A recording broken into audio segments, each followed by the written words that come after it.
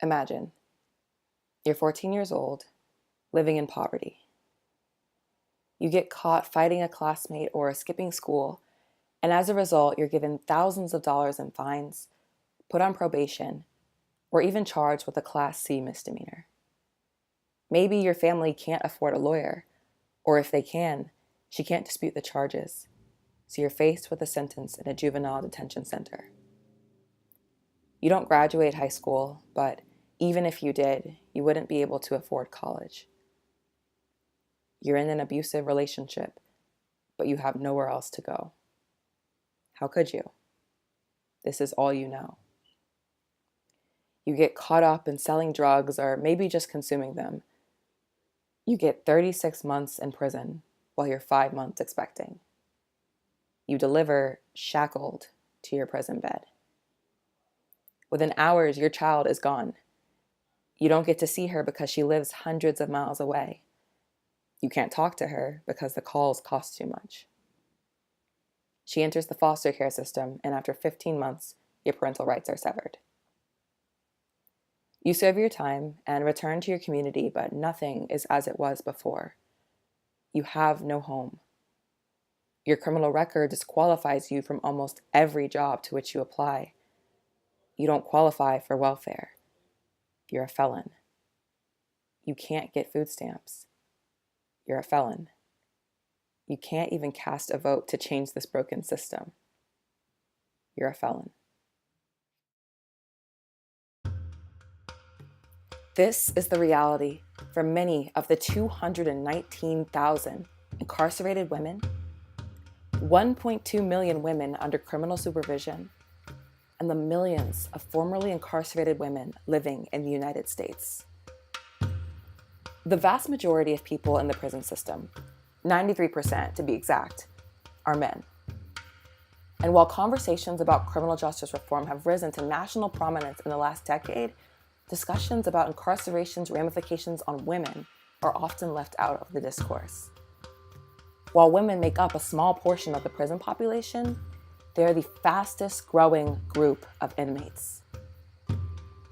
Over the past 3 decades, harsh drug laws and increasing arrests for minor, non-violent offenses have had devastating effects on women and their families, particularly women of color and low-income women.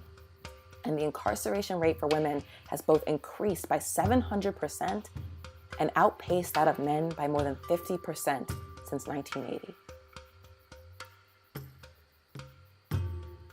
Disproportionately charged with nonviolent offenses, incarcerated women are more likely to have been diagnosed with a mental health disorder, to have a substance abuse problem, to receive inadequate health care, or have experienced abuse before entering prison. Over 77% of incarcerated women reported being physically assaulted by their significant others, and 86% of incarcerated women are survivors of sexual trauma. Most are mothers. 1 in 4 are either pregnant or have a child under the age of 1. Women are also more likely to be sexually assaulted, particularly by guards. And not unlike most aspects of our prison system, racial disparity is a defining characteristic of women in the criminal justice system. Women of color are significantly overrepresented in the criminal justice system, with Black women representing 30% of incarcerated women while making up only 13% of the total U.S. female population. Hispanic women represent 16%, although they make up only 11% of all women in the United States.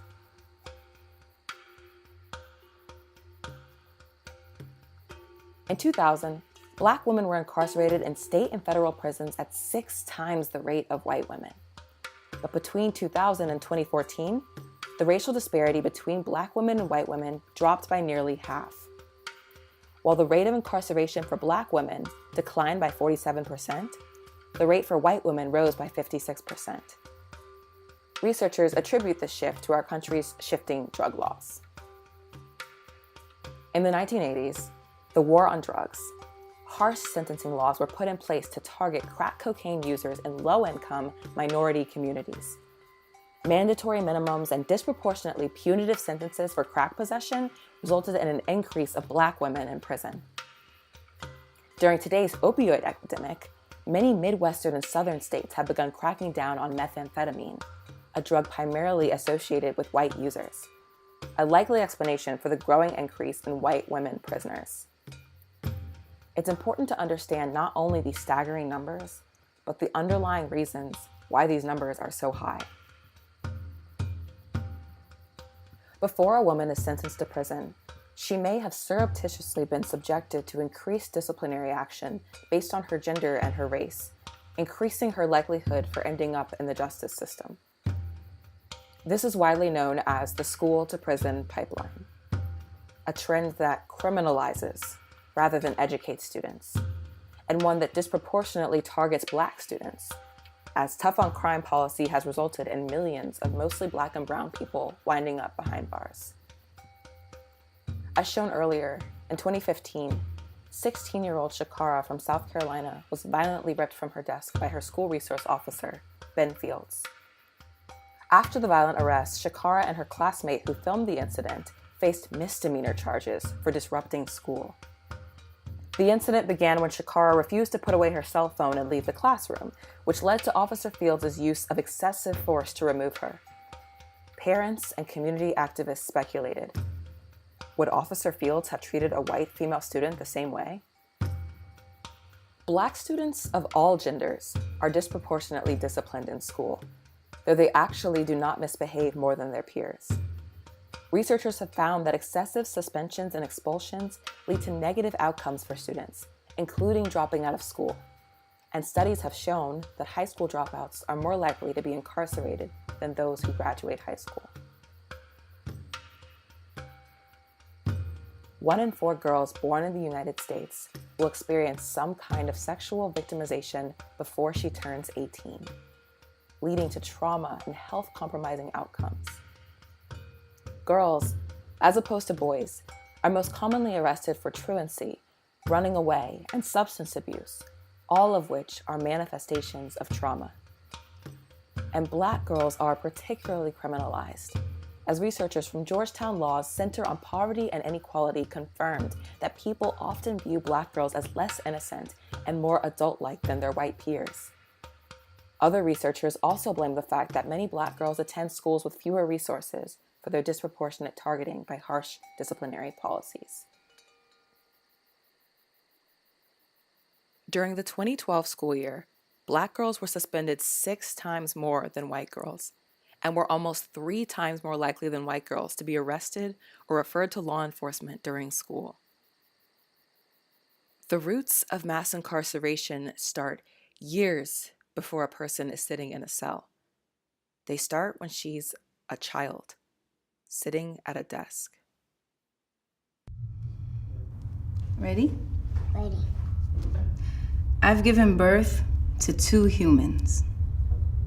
I know the pain and the joy of childbirth. Every year, over 2,000 women in America give birth while in prison. I think to myself, what if I was in prison while pregnant? What if I was put in solitary confinement? What if I was not given the health care I needed? What if the male guards were allowed to watch me in the bathroom? What if I was moved to a prison hundreds of miles from my children, making it virtually impossible for them to visit? What if I had to choose between buying tampons or paying for the fees to call my child?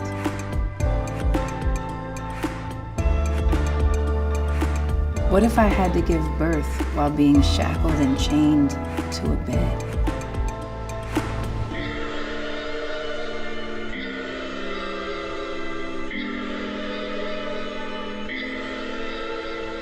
What if we decided as a society that this is not okay? What if we helped do something about it?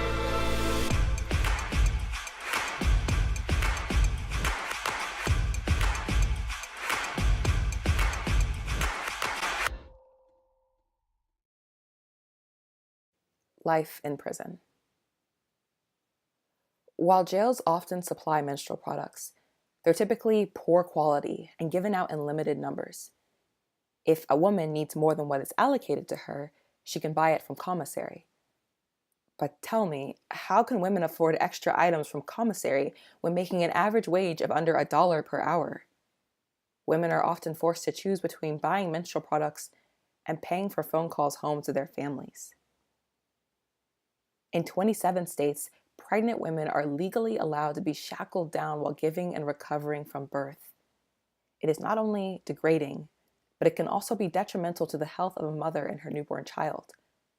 And although various health organizations have condemned the law and called for reform, these 27 US states still actively use this inhumane practice. A study by the Minnesota Department of Corrections found that any inmate visitation from a family member or a friend, even just once, reduced the risk of recidivism by 13% for felony reconvictions. Data shows that the more visits prisoners receive, the lower their chances of reoffending after release. And for children with parents in prison, visits result in less depression, increased self-esteem, fewer feelings of alienation, and less school dropouts and suspensions. But because 62% of parents in state correctional facilities and 84% of parents in federal correctional facilities are incarcerated more than 100 miles from their place of arrest, visitation from a child and their caregiver is not always feasible. Many caregivers can't afford to take off of work or pay for gas or transportation costs. Additionally, in-person visits are uncomfortable and intimidating for young kids due to the appearance of the prison, the length of the trips, invasive security procedures, strict dress codes, limited physical touch, and restricted use of bathrooms. And if inhumane living conditions, health conditions, and visits are not enough of a burden on incarcerated women, the threat of losing their children is a real one for many of the 80% of incarcerated women who have minor children. The Adoption and Safe Families Act, signed into law by President Clinton in 1997, requires that states move to terminate parental rights for children who have been in foster care 15 out of the last 22 months. Roughly 1 in 10 incarcerated mothers has a child in foster care, and most will serve sentences longer than 15 months. To avoid losing parental rights, parents must demonstrate an intention to reunify with their children by having frequent visits. But visitation is often infeasible, and many of these foster children are not adopted. They continue to drift between foster homes or age out of the system, and once parental rights are severed, they are nearly impossible to restore. There is no contact permitted between the parent and the child. Well-being. Cynthia, you faced a lot of that. You grew up without your parents because they were incarcerated. Tell us a little bit about what it was like trying to maintain relationships. Both of my parents have been in prison since I was 2. I was in Virginia with my grandparents. My mother was in Connecticut and my father was in Pennsylvania. It was constant, over 10-hour trips, driving from Virginia and in some points, driving there and then coming back in the same night because we couldn't afford a hotel room. And at one point in your life, you went a really long time without seeing them. When I was 18 years old, and the last time I had seen my mother was when I was in ending 5th grade. So it had been a solid 10 years before we had seen each other. I don't think people understand what that means, to go 10 years without contact. For me, it was very hurtful, but it was only hurtful on a subconscious level because I didn't want to consciously face everything. And that 10 years basically was invisible until someone brought it to my attention and brought that feeling and all those memories back up. That kind of affected me ultimately because I never got to have a real relationship with my parents. If your parents or your mother was placed in Virginia as opposed to 10 hours away, that would have facilitated a lot more contact, is that right? Yes, but it still leads into the fact that it's still not contact because it would have been able for me to physically see her, but to be able to hug her or touch her or her sit, she may have to sit across from me. And I can put my hands out and hold her hand and a guard would split us apart. So I still think it's still just as terrorizing, but I think it would be a better, a given scenario if she was in Virginia. And Ayanna, you experienced this from the other side of the coin. You're a mother and you were sent to prison and you had to try and continue to parent. How did you go about that? To parent behind bars is not real. It's really not real. How do you parent? You can't even touch your child. How do you parent? When they would visit, what was it like? What was the physical touch element like? You can get an initial hug. When they come through the door, you can't have them sit on your lap. You can't hold their hands. No. There's no. It's just natural for people to want to hug you and natural for people to want to embrace you. And it was hard for like my friends and my mom to understand that like she couldn't hold my hand or like she couldn't hug me. My mom visited me when I was incarcerated, and like she would talk about going through the metal detectors and like having to take off like her bra sometimes, just having to go through that and like the shame that she felt, you know. So I told her at one point like, don't come.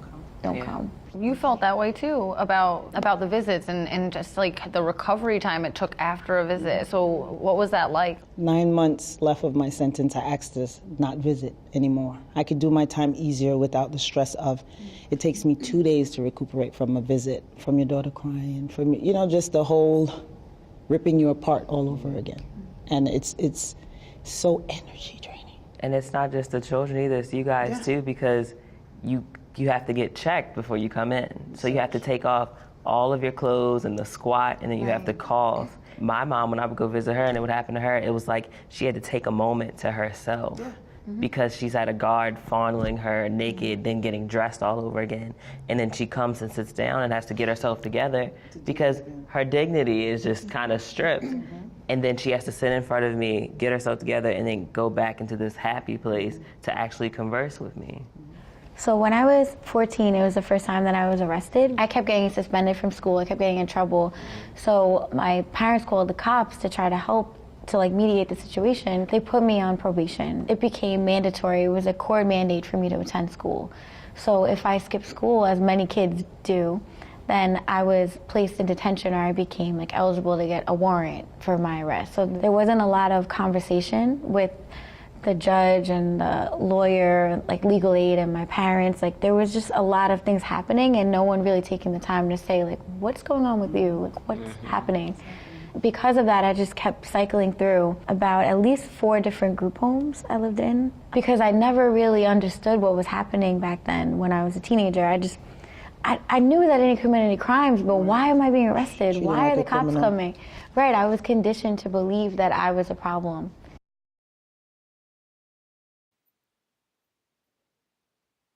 The US makes up just 5% of the global population, yet it holds nearly 1/3 of all the world's female prisoners.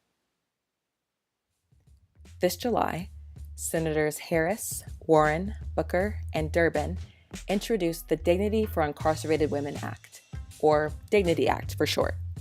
The bill would ban the shackling and solitary confinement of pregnant women, allow for better visitation policies for primary caretaker parents, prevent male guards from supervising female inmates in the bathrooms, require prisons to provide free menstrual products to inmates, and allow inmates to make phone calls to friends and family members completely free of charge. If the bill passes, it'll only apply to the 14,000 women in federal prison, not the additional 200,000 in state and local prisons and jails. There's more work to be done, but the Dignity Act is an amazing start and the first time issues regarding women's incarceration have been brought to national prominence. Here are some concrete steps we can take to gain justice for incarcerated women. First, call your senators and demand that they vote yes and co-sponsor the Dignity for Incarcerated Women Act. Second, write or email your state's governor calling for the amendment of the Adoption and Safe Families Act. Finally, sign a petition calling on Senator Chuck Grassley, chairman of the Senate Judiciary Committee, to schedule a hearing on the issue of female incarceration and its impact on communities across America. Grassroots movements and citizen involvement in the democratic process are more necessary now than ever. Let's use the resources and platforms that we have to be a voice for the voiceless.